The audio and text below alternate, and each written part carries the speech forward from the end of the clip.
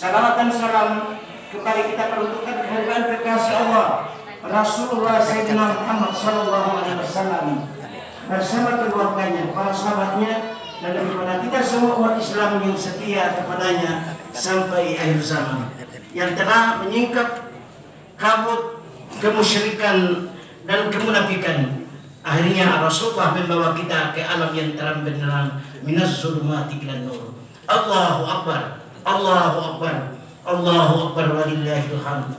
Sejak malam hingga pagi ini, kaum muslimin di seluruh jagat alam raya ini, dari ujung barat hingga ujung timur, seluruhnya serempak mengucapkan takbir, tahmid dan tahlil sampai pengakuan dan pernyataan bahwa tidak ada Tuhan selain Allah yang Maha Agung. Karena sekalipun mereka presiden, raja, para menteri dan para pejabat tinggi, yang penting kita semua adalah hamba Allah yang pada saat kita memandangkan kalimat takbir, tahmid dan tahlil, kita rendah dalam pandangan Allah karena Allah Subhanahu wa taala.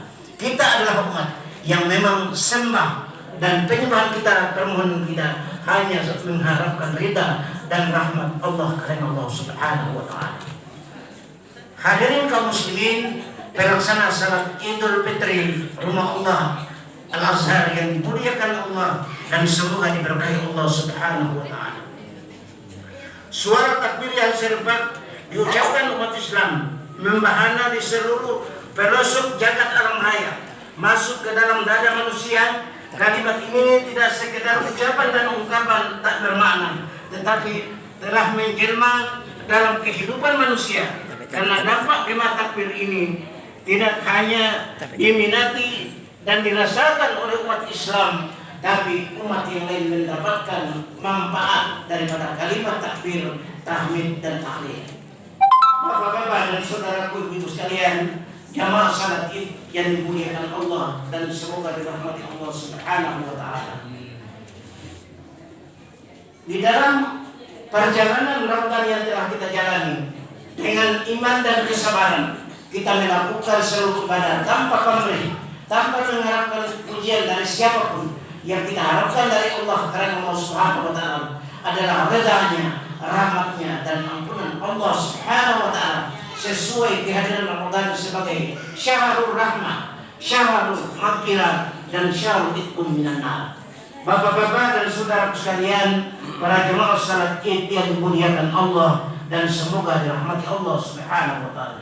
Dari ucapannya yang sangat tinggi, tanpa seperti ada Rasulullah memberikan pesan kepada kita bahwa ibadah Ramadan dan seluruh amalia yang telah kita lakukan itu adalah semuanya diijabah dan diterima oleh Allah dengan dasar kita lakukan iman dan kesabaran. Dari ucapan yang singkat dari Rasulullah ini, tanpa seperti ada yang beliau maknakan terhadap umat yang akan ditinggalkannya. Beliau Rasulullah ragu, jangan sampai kita umatnya ini satu saat nanti kita ragu dalam menjalankan ibadah syariat ini dalam perilaku kehidupan kita.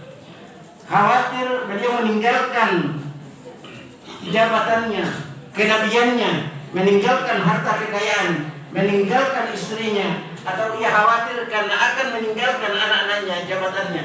Tidak, Rasulullah tidak khawatir sepertinya. Rasulullah tidak cemas meninggalkan kedudukannya sebagai Nabi dan Rasul, sebagai kepala pemerintahan pada saat itu. Sebab Rasulullah bukan orang yang haus jabatan dan kedudukan. Beliau merisaukan umatnya, beliau khawatir umatnya yang memegang jabatan dan kedudukan di tengah-tengah suatu masa nanti.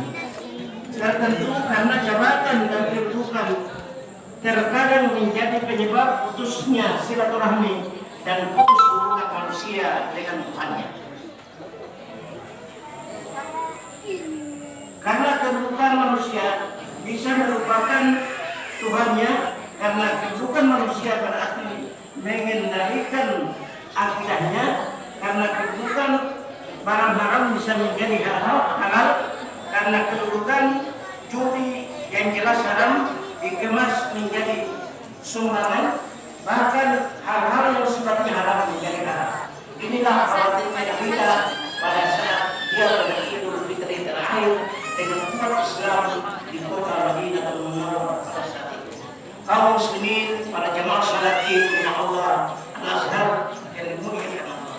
Hadirin yang berbahagia, apakah Nabi Sallallahu Alaihi Wasallam cemas karena menunjukkan kekayaan? Tidak. Sebab Nabi bukan orang kaya.